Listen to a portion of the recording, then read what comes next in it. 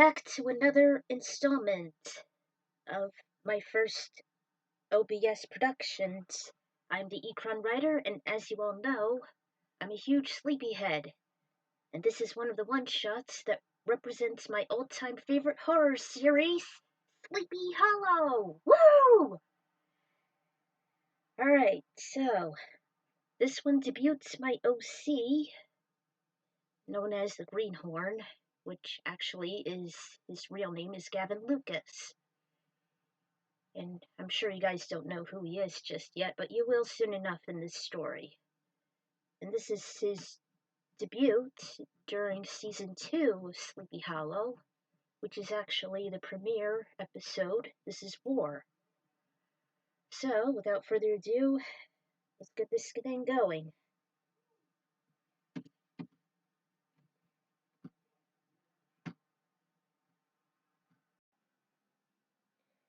Alright, so here we are, the Greenhorn's Gamble. After years in hiatus, I finally got around to it. At long last, I got the material I need thanks to the box set of the series I got for Christmas. Actually, it's not last Christmas, but it was the Christmas before. I was lacking the material since I never got a chance to see it more than once.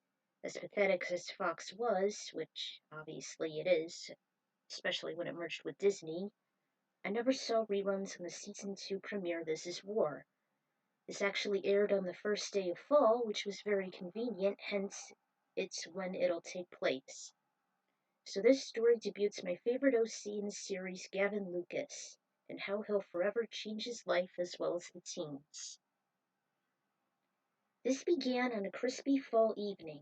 The sky was overcast. The air had a faint odor of maple and moss, and the trees surrounding the lone road were already changing and shedding their leaves. As they were being carried away in the breeze, a young man with short dark blonde hair, wearing a red sweater and helmet, faded jeans, and loafers, was taking the scenic route from work. This was the first day of the season, and it was undoubtedly his favorite time of the whole year. His name was Gavin Lucas, and he was in high spirits when he jammed on his red trike's handlebars while listening to a mashup song on his iPod, Radioactive from Imagine Dragons, and In the Dark by Fall Out Boy were blaring in his ears. He began to mutter some of the words as he smiled. Moments later, he hardly noticed the dark teal van that was toppled over at the right side of the road. As the song entered a quieter part, his expression turned from joy to wonder, then to suspicion as he began to hear something loud in the distance. He figured if whether or not... Ugh, here I go again with these damn typos. He figured if whether or not the commotion belonged to an intense quarrel of sorts. He gradually took off the earphones and shut off the gizmo, straining his ears as he tried to make out what the hell was going on. Out of curiosity, he parked his bike behind the wrecked van, and then the distant woods became deathly silent again. He began to scan the area, wondering what the commotion was. He racked his brain as he kept denying that he was not hearing things. His mind and his ears stayed sharp in case if there's any disturbance amongst the fall foliage. All of a sudden, his amber eyes came across an old man wearing spectacles, a thick overcoat, short gray hair brushed back, and his wrinkled face displayed a sinister grin. The geezer was looking straight at him, almost like peeking into his very soul. Gavin made a sharp gasp, and he immediately ducked for cover next to the van. His heart and mind were racing, and he almost started to hyperventilate as his poor organ was hammering against his chest. In fear of his life, he scampered beside the van, keeping a sharp lookout. The nervous feeling eventually passed as he saw no traces of the mysterious elderly man. Whoever he was really wasn't after him. As he calmed down, he still wondered what all the clatter was about. Remembering where it came from, he took his bike and walked alongside it as he ventured into the distant woods. He kept trekking straight until he came into a clearing. Just several feet ahead, 4 white trees surrounded the area, which was an unusual sight he beheld. The section seemed empty and barren, not a sign of life anywhere. Gavin wondered out loud. Maybe I was hearing things.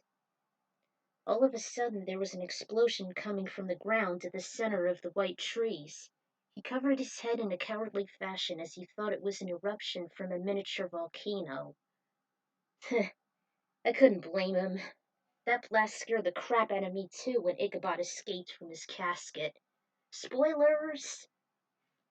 Moments later the dust settled and he uncovered his eyes. Slowly he crawled up toward the site and immediately saw a hand stick out of the pit. Gavin's brain signaled him to run, but his heart told him otherwise. Realizing it was not a dead hand, one full of skin and texture, he went over, reached down, and pulled up the unfortunate man who was desperately escaping from the hole. With as much strength as he could muster, Gavin met up with a guy who may have been in his 30s. He had long brown hair covering his face, shiny blue eyes, and wore some archaic clothing that might have been worn a few centuries ago. After a few deep breaths, he responded in a baritone voice and a foreign accent. "Thanks, young man. Much obliged." He gave Gavin a reassuring touch. "Of course." He stopped for a few moments and they stood up. "Hey, you alright? What the hell happened back there?" It's, uh, it's very hard to explain." He got to his bite. "Who are you, anyway?" The stranger answered without hesitation. "My name is Ichabod Crane. I've escaped from my own burial here." The air started to smell like sulfur, nearly irritating Gavin's nostrils. "I'm here to find a friend that has been imprisoned in Purgatory." "I'm Gavin Lucas." He bashfully rubbed the back of his neck. "I heard a commotion as I was heading home from work. Strange name, though. I'm sorry if I'm butchering the voice actors. Uh, Not easy when you're a female doing male voices." That remark didn't faze him in the slightest. Then Gavin's face brightened. "Wait, you said something about Purgatory? The Purgatory? The realm of the dead that's smack dab between heaven and hell? The world between worlds?" Ichabod nodded. "Yes, the very same. I'm looking for a key that'll take me there." Gavin tried to process this. "There's a key leading to the netherworld? What?" He looked at him quizzically. "Who is this guy, and why does he wear such unusual clothes?" Just then his reverie was interrupted by a jingle coming from Ichabod's pocket. He took out a cell phone and there was a text message saying "trapped in the export warehouse off Route 9. "Well, Route 9's not far from here. I can take you there in a jiff. That is, if maybe my basket can hold you." Gavin pointed to the large basket in between the two rear wheels made of thin white bars. Ichabod reluctantly accepted it, and it was a rough start with all the extra weight. It looked embarrassing, though the transport was faster than walking and it seemed urgent. As the duo was heading to the so-called warehouse, Ichabod discussed the situation with the newbie. From the time when he and Abraham Van Brunt were resurrected about a year ago, to his destiny as a witness and his role in the supernatural war, to meeting Abbie and Jenny, and finally closing with the moment he was buried by his own son in ambush by the horsemen of war and death during the lunar eclipse to which Gavin missed. He began to connect the dots. So that was what the quarrel was. "Precisely, Master Lucas. My beloved Katrina was abducted by Van Brunt, and Lieutenant stuck in Purgatory. I just had this dream of us searching for the key. I thought a year had passed, but it was all an illusion created by Moloch." "Moloch? You mean Lucifer? And please, call me Gavin." He never liked Ichabod's formal terminology very much. "Well, actually, I would consider Moloch to be quite similar to Satan. However, look!" He pointed to a desolate settlement. A stone building stood in the middle of nowhere, and Gavin recalled them passing a sign that indicated Junction 9. Oh yeah, I see it. But Ichabod got another text saying, working on a way out. They climbed out of the bike and wandered to it. I'm not sure if this is the right one. Suddenly they heard gunshots ringing from inside. Gavin looked around frantically. What was that? Gunshots! You must find cover, Ichabod warned. The Greenhorn followed him toward an ambulance and hid at the side to shield themselves. The rage continued and the latter prayed for the return of someone named Jenny. While the onslaught was distant, it bothered Gavin mostly because of his sensitive hearing. At times he had to cover his ears. They eventually saw a black female that looked to be in her late 20s. She had a black ponytail tied back and more casual clothing. She ran out, then peered over toward the spot the duo hid. "Hurry! Get in!" she signaled. The guys quickly climbed into the vehicle. The woman hot-wired the engine, and they roared off. Gavin looked behind, trying his best to calm himself. Damn, that was close. We would have been dog meat, he exasperated. Who is this guy, Crane? Jenny asked. This is Master Gavin Lucas, Miss Jenny. He found me earlier as I was escaping from my burial ground. Huh, how convenient, Gavin questioned. Why do you call him Crane? Aren't you gonna call him Ichabod? Or maybe Icky for short? That was what I used to call him when we first met. He never liked it very much. Okay. But could you please tell me what is going on here? And why in the hell did we almost got shot? She took a deep sigh. Well, apparently my sister's stuck in Purgatory in exchange of trading Katrina's soul for hers. Because the rules state that no one is ever to leave unless someone is willing to take his place. In this case, after over 200 years, Crane's wife escaped, and Abbie's still there. Moloch is its ruler. However, there is a way to get her out. The key to Purgatory, no less, the British man said.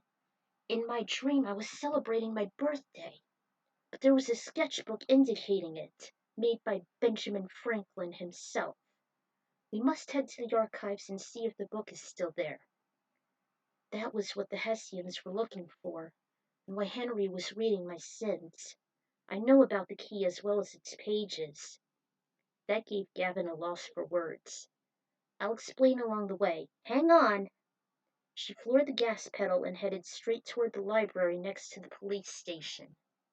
Gavin was fascinated with the place. He never thought they'd be in an entire library filled with knowledge of the paranormal. Despite him gazing around, he lost track of Ichabod and Jenny, who found the page. It contained a large engraving of a key, and surrounding it was some kind of code. According to the Freemason, it was written in Benjamin Franklin's alphabet, and he recalled he left the key with the only person he trusted, himself. Hold on. Benjamin knows of the supernatural? Gavin then recovered. It's no wonder it's written in code considering he only went to school for 2 years. Yeah, we already know that. Thanks for the newsflash, Motor Mouth. But Benjamin Franklin isn't buried in Sleepy Hollow. That gave the men a sense of disappointment. Gavin asked where he could be, and Ichabod figured Abbie might know where it is. Back in Purgatory, Abbie snuck her way inside Moloch's vault and tried to use the mirror to contact Ichabod. She saw a massive star-like design and spoke in Greek before saying his name. In the ambulance, the trio watched through a side mirror, and the brainiac noticed Abbie's location. She was in a deep, dark cavern being surrounded by candles and a flaming cistern in the center. By the time she said, Ichabod Crane, he disappeared faster than a popped bubble. Gavin frantically looked around, wondering what in God's name happened. Jenny calmed him down and told him to listen in. Ichabod materialized in Purgatory and saw Abbie before him. Crane! They embraced for a few seconds before she said she was amazed that Ichabod escaped from his coffin. He mentioned her sister has been found and is having a trying day. She heeded. We're in Moloch's lair. We don't have time. He's determined to raise an entire demon army and release it on Earth. He needs the key of Purgatory. He hasn't retrieved it yet. Miss Jenny, Gavin and I are on our way to find it. Who's Gavin? He hesitated for a moment. He's a young man I found while I was escaping from my coffin. He grew up learning of the paranormal, but he is inexperienced. She said that this was what Moloch wants, that they're walking into another trap, so maybe they shouldn't find it, but instead protect it since it was a war they're dealing with. Ichabod never wanted to sacrifice Abbie for the key. The Bible foretells 2 witnesses. You and I must stay together if there's any hope of victory.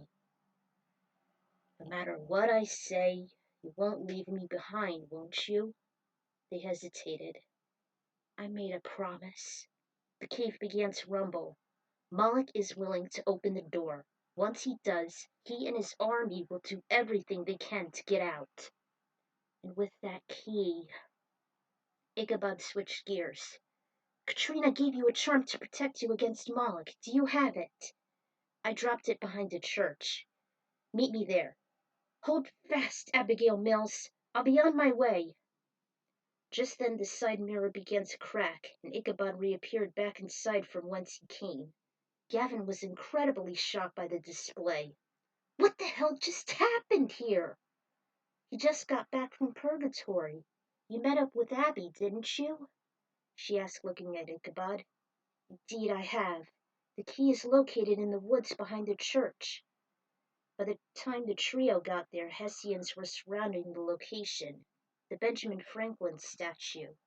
Jenny said it was the only one in Sleepy Hollow, despite the fact that he was also on a $10 bill, hence the phrase rolling in the Benjamins.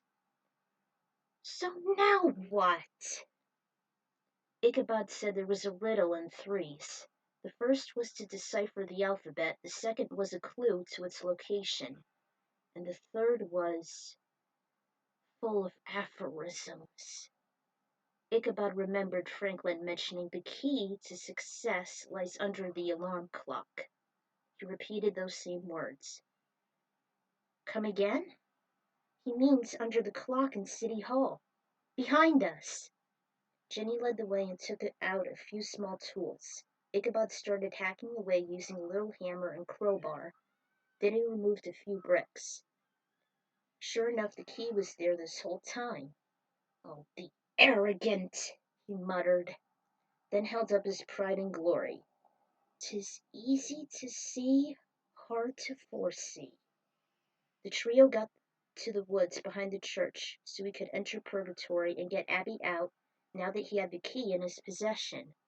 It was the place where Purgatory and the living world merged, and in order to gain entry there must be a password. I'll do the incantation. No, I must do this alone. Crane! He stopped and put his firm hands on her shoulders. Miss Jenny, this is my duty as a witness. She's my sister. You, your sister, and I are the only ones who know the truth of all this. Now, if I don't make it out for some time... Don't say that. The duo hugged for a few moments. She and Gavin parted as Ichabod recited while holding the key aloft. We, the penitent, with humble heart, upon this threshold do summon thee. In mirrored form appear, a gateway to the world between worlds. A portal burst open as there was the effect of shattered glass. There was an archway illuminating a few feet ahead. Gavin stared at it in complete awe. Jenny warned Ichabod that he must not eat nor drink anything while there, nor accept whatever is given. Otherwise he'd remain in the realm of the damned for eternity, and he mustn't let Abbie do the same. She paused for a brief period. Go get her! Ichabod gave her a nod, and while he slowly walked toward the entryway, Gavin impatiently followed after him. Jenny was unable to grab him, and he dove in. He was the last to emerge through the portal before it closed behind him. Gavin looked at his new surroundings. To him it looked similar to Sleepy Hollow, with the ominous overcast sky, the fallen leaves, the bare trees. What disturbed him, though, was how empty and massive it was. It was almost as though the landscape stretched on forever. As he attempted to follow Ichabod, he stepped on something hard and blunt. He then examined the ground beneath his loafers as he brushed away some leaves and disturbed soil. It was a shiny piece of metal. Then he unburied some more. It was revealed to be a weapon, a sword gleaming in the light. He picked up the broadsword consisting of the spiked edges, and it flashed in his hands. Then the symbols glowed in blue on its hilt. Momentarily, Gavin's heart began to warm with his palms, as if he and the blade became one. He then smiled gleefully and played around with it, making some swipes as if pretending to slice up several demons. When he was done, he attached the scabbard to his left hip and then decided to name it the Purgatory sword. He ran to catch up with Ichabod, but then a bunch of dark shades approached him out of nowhere. He was being surrounded by the demons and figured it was an ambush by the aforementioned Moloch. He felt to himself it was a good thing he found this weapon as a means to defend himself rather than die in this forsaken evil plane of existence. Gavin drew out the sword and prepared for combat. One by one the demons fell and disappeared as Gavin held onto the hilt and stabbed his way through the little army.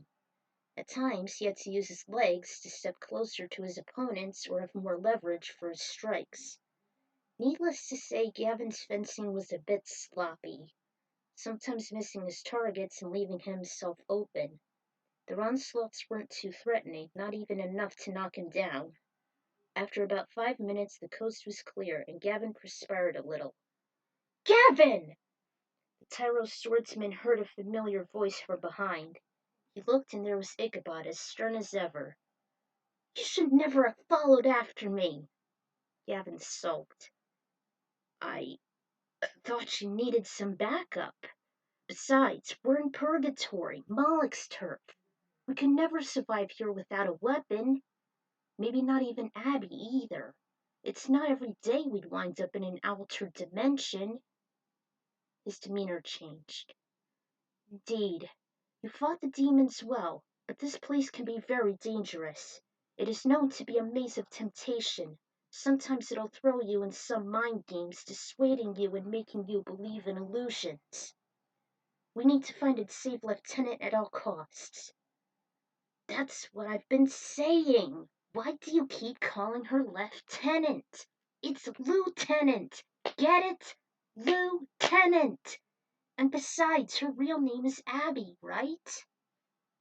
Never wanting to explain on account of time, Ichabod just shrugged it off. "Come, don't become a stray. Your swordplay also needs some improvement." Meanwhile, Abbie was at the same location in Purgatory, but she's been having the same trouble looking for the amulet that Katrina gave her. "Come on, damn you! Where is that amulet?" No matter how much she dug through the soil, she couldn't find it anywhere. But lo and behold, she found Ichabod instead. "Crane, I'm here, just as I promised." They hugged for a few minutes, and Abbie sobbed a little. "Wait, I couldn't find the amulet. My God, you were perched." He drew out a small bottle and offered her to drink it. She was just about to apply a single drop to her dry, chapped lips. "Hey! You the imposter!" Gavin broke the silence as his voice echoed a few feet down and drew out his sword again. His traveling partner cried, "Lieutenant! Lieutenant, no!" He faced his doppelganger. "She doesn't belong to you." "You both do now," the demon said. He snarled, but Abbie lunged at him. However, he was too strong as he knocked her back against a tree. Both cranes brawled with every tooth and nail. The fight was so confusing that no one was able to tell who was the real Freemason and who wasn't. Not even Abbie, considering her vision was fading in and out. Gavin rushed to her side. "Are you all right?" "Yeah, I'm fine." "Who are you? I was never expecting you here." Gavin Lucas. I came with Ichabod, who was searching for you. I heard you're one of the witnesses, too, and that Katrina treated her soul to— Go! The Ichabod standing was holding the key, rushing toward the pair. Go now! You must go! They ran a few feet away and stopped to catch their breath. You all right? Yeah, I'm okay. Man, what a fight you just pulled, Gavin commented, giving him a gentle slap in his side. The history professor's voice softened. Let's go home. We recite the incantation. We return to your sister. Finally, Lieutenant. He was nearing for a kiss until, to Gavin's relief, he held his head in his hands. Oh, so you finally gave her the right pronunciation. Good, at least you were finally able to say it correctly. He uncovered his face and walked toward him. You know, I never understood why you would say it, but— He was cut off by Abbie after she found a nearby sword sticking out of the ground. Gavin saw the same person being decapitated right in front of him. What? The body fell with a thud like a fallen tree. He did nothing but look at the heap in utter shock. What? What have you done? Lieutenant! The group saw another Ichabod run up to them. Apparently he too saw the spectacle. How did you know it wasn't me? The novice wondered the same. The real Crane would say the usual. Lieutenant, she answered with a grin as she discarded her blade. Well, I kept my promise. Oh, I get it. As they reunited, Gavin then came to realize that saying her name was just his way of expressing her rank. Ichabod found the crimson key and picked it up from the demon corpse, thankful that it didn't get carried away or crushed. He looked up and saw Abbie reach out a fist. He stood up and wondered. What does this gesture suffice? It's a fist bump, Ichabod, Gavin explained and did it with hers. The patriot was still clueless. I'll show you later. Suddenly thunder boomed and lightning flashed. Gavin startled from the light and sound. We gotta get out of here! They all heard a distant cry belonging to a horse. Moloch was displayed wearing a pair of protruding horns, red piercing eyes, and riding the giant ghostly steed, closing fast in a canter. To Gavin's horror, he saw the Demon King for the first time on horseback. That's Moloch! The terrifying sight was undoubtedly his first lesson in knowing the difference between myth and reality. No time to fight him! The trio ran and hid behind a wooden wall, and then they encountered the living dead burst from the ground. Now's a good time to leave. Can't agree with you more. I got your backs! They began to retreat as they ran straight toward the large clearing with the archdemon and his army quickly approaching. The witnesses recited the incantation once more in unison. We, the penitent, with humble heart, upon this threshold do summon thee. In mirrored form appear, a gateway to the world between worlds. They made it through the shattered portal and Jenny was just ahead, screaming for them to hurry up. An old wrought iron gate blocked the way, and Ichabod hurriedly inserted the crimson key to unlock it. Then they were being tossed asunder one at a time, and Gavin was surely the last. He fell into his stomach and struggled to turn his head to see Moloch just about to break the barrier. Fortunately, the aperture closed as the shards came together just seconds before Moloch could make it in time. As Gavin was lying on the ground, he let out a triumphant laugh.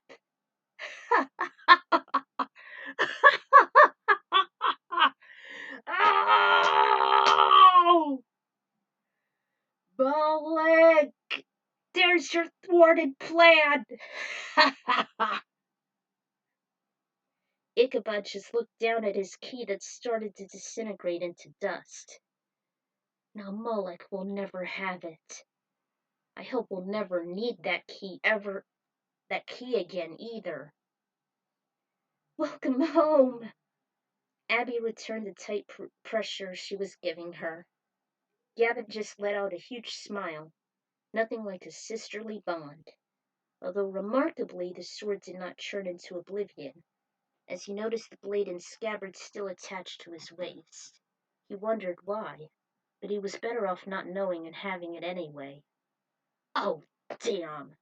Where's my bike? I left it at the warehouse. Those demonic bastards better not ruin it. Hey, take it easy, Greenhorn. We'll still get it back. He was later congratulated by the group for his tremendous courage in persisting on rescuing Abbie. They showed him to their own base of operations. They all convened back at August's cabin in Trout Lake, and a storm was brewing outside. He had to make plans to stop a vengeful Moloch after thwarting his plans to escape. Ichabod was looking over an ancient map of the Sleepy Hollow vicinity. So, who's had a rough day? Jenny asked while she was carrying a couple cups of tea being served to Gavin and Abbie. Come on, guys, we stopped Moloch from launching phase 2 of the End of Days. I'd say we've earned a victory lap. A little one. Yeah, Moloch's never gonna stand a chance against us. I'm definitely up for the challenge. The tougher the monster, the more fired up I get. Besides, can't deal with this. We've got to do some analyzing on that thing. I'm surprised you still have it and aren't bound to Purgatory, she said in amazement as she examined the hilts of foreign holes. Although Ichabod was still troubled as he stared out the window, Abbie walked up to him. You and I have some catching up to do. Gavin forgot to realize that spending a few days in Purgatory was like a lifetime. He silently wished if he'd die, he'd spend eternity in heaven rather than return to that wretched place, or even worse. But where to begin? My wife is now a captive of the horseman of death, and the horseman of war is my son. We may have stopped Moloch today, but he is still down there. The war has begun in earnest. Today was merely an opening salvo. They've been planning this since before the birth of our nation. They used violence. They used deception. They twisted our blood bonds for their ends. The incident from a few days back was still fresh in his mind. So much for his eidetic memory. One thing I know for sure. We were fooled before, and we're not going to be fooled again. It's official. This is war. Like the song from 30 Seconds to Mars. Everyone gave Gavin a questionable stare after his exclamation. Nevertheless, the quartet couldn't agree more. The volatile battle against Moloch and the horsemen was soon to commence. Well, I for one am so stoked, especially since I'm now a part of the team. I guess this really is my true calling. He lost his train of thought as he dropped his head. He couldn't believe his lifelong dream of being a paranormal warrior was about to come to fruition. Then he made a solemn vow. I promise, I will do my duty to protect Sleepy Hollow and defend those that do the same. Welcome to the team, Gavin. They made a strong handshake. From there, he took out an emblem covered in a small cloth. He unraveled it and gave Gavin the Greenhorn badge. He cheered as he received a circular emblem containing a bright green head of an ox. Gavin held it up proudly over his head. Yes! I just got the Greenhorn badge! The trio couldn't be any prouder. It was quite welcoming to have a new team member as well as another valuable tool into the mix. Meanwhile, elsewhere, Henry was in an underground chamber when he passed a mirror. Moloch snarled at him. Father, my lord Moloch, My horrid king! The key is destroyed. I could not retrieve it, he replied in defeat as he knelt. With a deep growl in a foreign language, he answered, Pick yourself up. There is no work to be done. He pointed to a portal of fire that incinerated the back wall. Through its embers walked out a large indestructible suit of armor toward Henry. You are the second horseman. War. Use your soul to control it. We will forge a new plan to secure my reign on earth.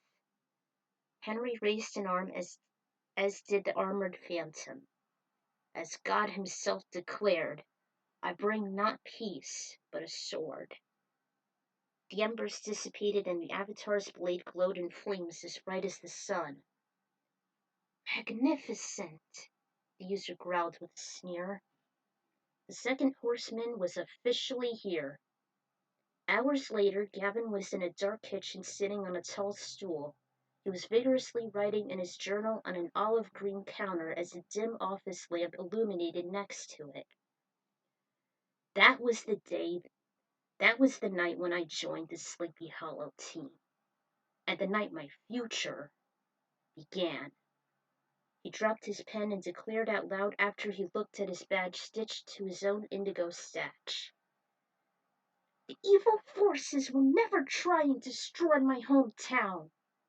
Moloch, I swear to you, we'll keep winning. So, there you have it. My one-shot of Sleepy Hollow, based on the Season 2 premiere, This Is War.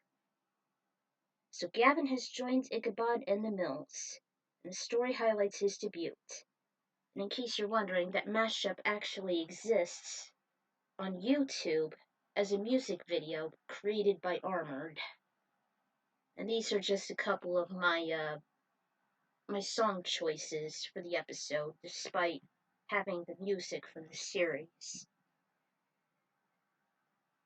I'm not going to rewrite the entire series, unlike fanfiction Dreamer, who technically does just that in the Ratchet Kim Possible Chronicles, her Star Fox Adventures story, and especially the journey through Kanto.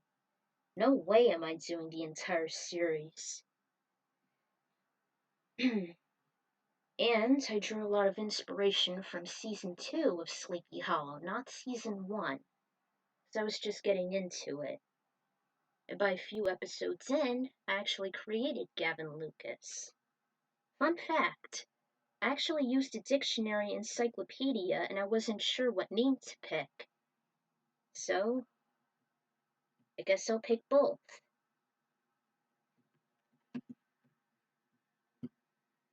So there you have it. My first ever one-shot for the Sleepy Hollow series.